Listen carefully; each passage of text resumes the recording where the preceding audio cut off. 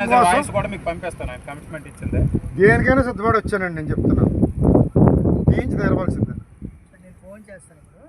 మీరు ఫోన్ చేస్తారా లేకపోతే ఫ్లైట్ టికెట్ వెళ్తారో సింపుల్ గా ఒక డైలాగ్ కొడతారు, మీ డ్రైవర్లే మీకు సపోర్ట్ చేయరు కదా అని. అవన్నీ మీకు అనవసరం. మీరు మాట్లాడండి, తీస్తారా తీరా అది చెప్పండి. డ్రైవర్లు సపోర్ట్ చేయనా చేయకపోయినా మేము 15 మంది నిల్చోడానికి రెడీ అండి. నించున్నాం గతంలో చాలా సార్లు, తెలియదు కదా. ఇప్పుడు దిగాం కరెక్ట్ గా నించుంటాం.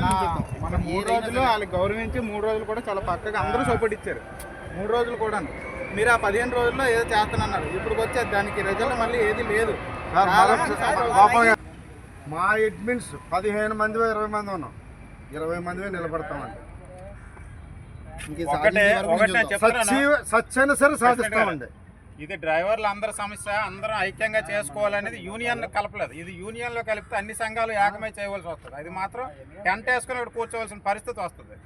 ఇది యూనియన్ పరంగా వెళ్తాం. సభ్యులతో వెళ్ళాం. ఇది ఎంతవరకు కార్మికుల సమస్య. ఇది యూనియన్స్ పరంగా వెళ్తే వేరేలాగా ఉంటుంది. ఇది పర్మిషన్లు వస్తాయి. ఎందుకంటే మిగతా గ్రూపుల్లాగా అల్లటప్ప గ్రూపులు కాదు, లేదంటే ట్రేడ్ యూనియన్. ఇది యూనియన్ పరంగా కంపల్సరీ. మాకు జిల్లా యూనియన్ ఉంది, రాష్ట్ర యూనియన్ ఉంటాయి. ఇప్పుడు ఆయన ఇద్దరం ఉంటాం అన్నింటిలోనూ. ఈ సమస్య అక్కడి వరకు తీసుకెళ్తే అన్ని సంఘాల వాళ్ళు సపోర్ట్ చేస్తారు. Compulsory permission. ఇప్పుడు ట్రేడ్ యూనియన్ ఎక్కడ టెంట్ వేసుకున్నాలో కంపల్సరీ పోలీసు పర్మిషన్ ఇవ్వాలి. ఎలక్షన్ కోడ్ ఉంటే తప్ప మిగతా టైంలో ఎక్కడైనా ఇస్తారు.